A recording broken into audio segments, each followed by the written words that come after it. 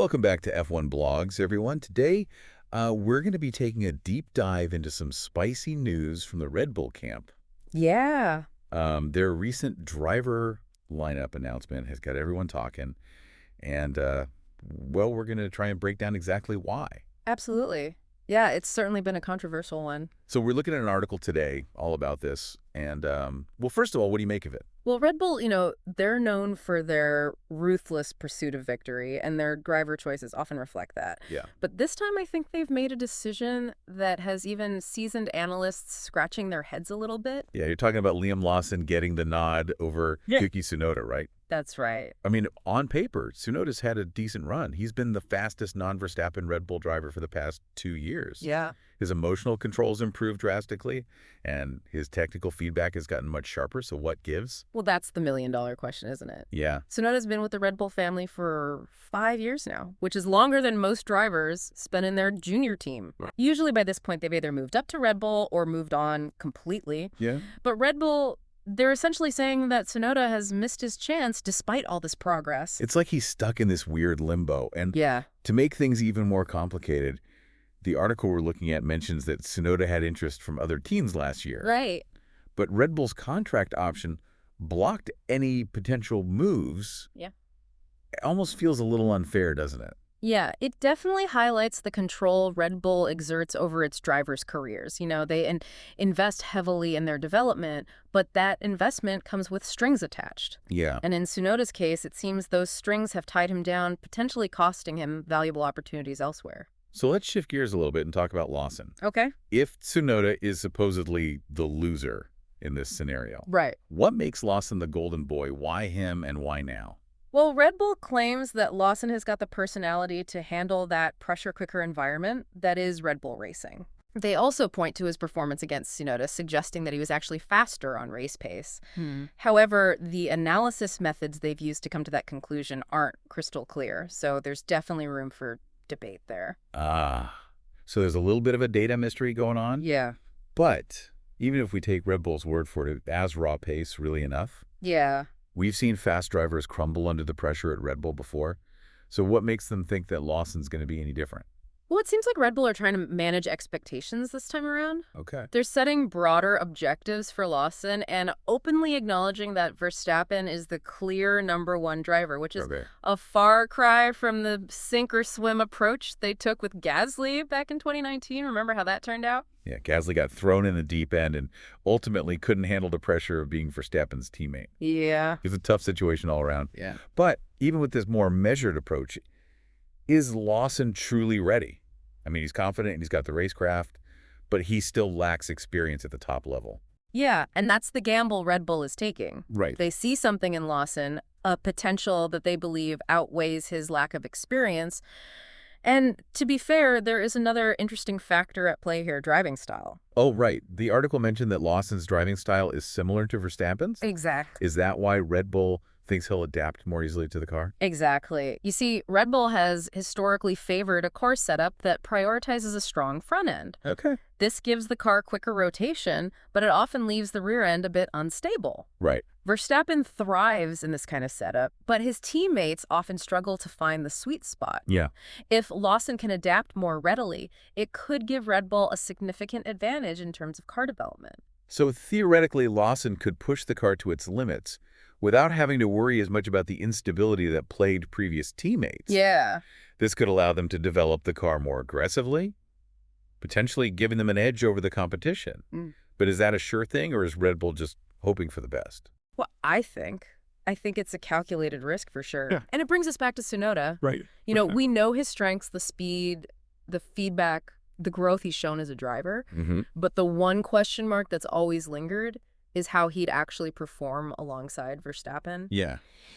And it seems like Red Bull isn't willing to even entertain that question. That's what's so frustrating about this whole situation. Yeah. They're writing Tsunoda off without even giving him like a fair shot. Yeah. And to me, it feels like an even bigger gamble on Red Bull's part, considering they're ready to let Tsunoda go anyway. Yeah. If Lawson doesn't work out, they've potentially lost 2 drivers. Exactly. Tsunoda, who they've discarded, and Lawson, who might not be ready for prime time. It's a double whammy. Yeah.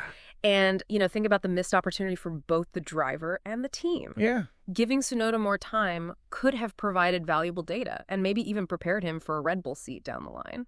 So what happens to Tsunoda now? Does he just fade into the background, or is there still a chance he could stay within the Red Bull family? Well, the article suggests his best bet is to knock it out of the park at AlphaTauri and hope for a mid-season opportunity maybe if Lawson falters or if there's a driver change elsewhere. Right. Red Bull is notorious for shuffling its lineup. Yeah. It's not like they haven't done it before. Right. Remember Gasly's short-lived stint at Red Bull? It was a roller coaster of emotions for him and for the fans. Why everyone? But that just goes to show that Red Bull isn't afraid to make drastic changes if a driver isn't performing up to their expectations. Precisely. And it's not just about Lawson and Tsunoda. Right. The article also mentions that Red Bull has some rising stars in their junior program. Oh. Isaac Hadjar and ARVID LINDBLAD. They're showing a ton of potential and could pose a threat to both Lawson and Tsunoda in the long run. Wow, talk about pressure. Yeah. So even if Lawson manages to impress Red Bull, he's got these young guns breathing down his neck. Yeah. It's a cutthroat environment. It is. But tell me more about these rising stars. What makes them stand out? Well, Hadjar had a phenomenal season in Formula 2 last year, finishing as runner-up. He's got raw speed and aggression, although he needs to refine some of his rough edges. Right. LINDBLAD is younger, only 17, but he's already turning heads in the junior categories. It sounds like Red Bull has options, maybe even a surplus of talent. I do. Even if Lawson pans out, they've got Hadjar and LINDBLAD waiting in the wings.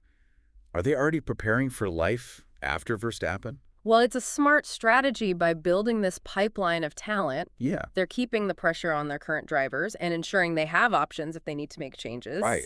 But it also creates an incredibly competitive environment where drivers are constantly fighting for their future. Which brings us back to the heart of this deep dive, was promoting Lawson the right move for Red Bull?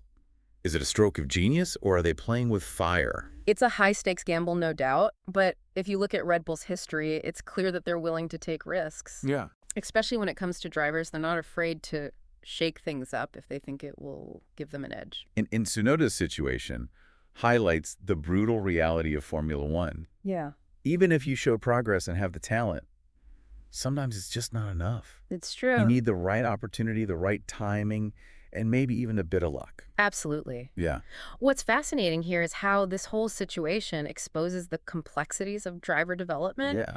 How do you weigh potential against performance? How do you balance patience with results? Right. It's a constant juggling act for teams like Red Bull, and there's no easy answer.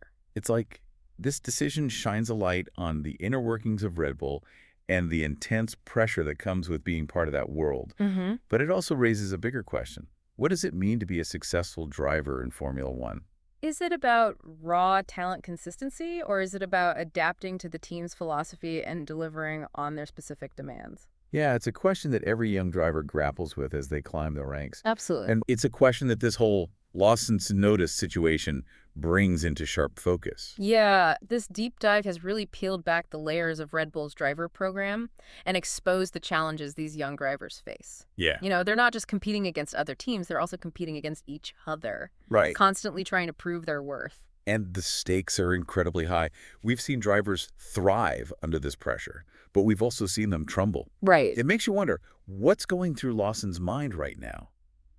Imagine the weight of expectation on his shoulders stepping into a top team. Yeah. With a dominant champion like Verstappen as your teammate. It's a trial by fire, no question. Yeah. The pressure at Red Bull is immense. They expect results, and they have a history of making swift decisions if a driver isn't performing to their standards. Yeah. It'll be fascinating to see how Lawson handles that environment, whether he rises to the occasion or wilts under the spotlight.